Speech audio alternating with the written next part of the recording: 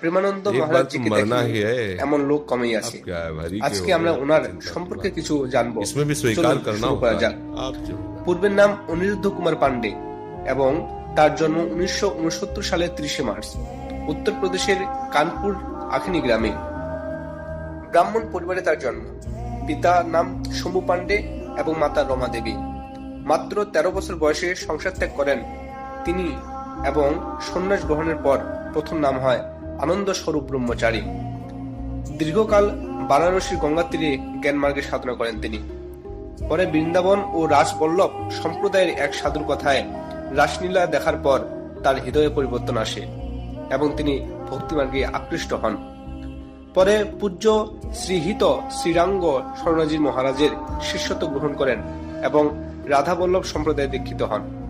এটা সত্য যে প্রেমানন্দ মহারাজ বহু বছর ধরে কিডনির সমস্যায় ভুগছেন।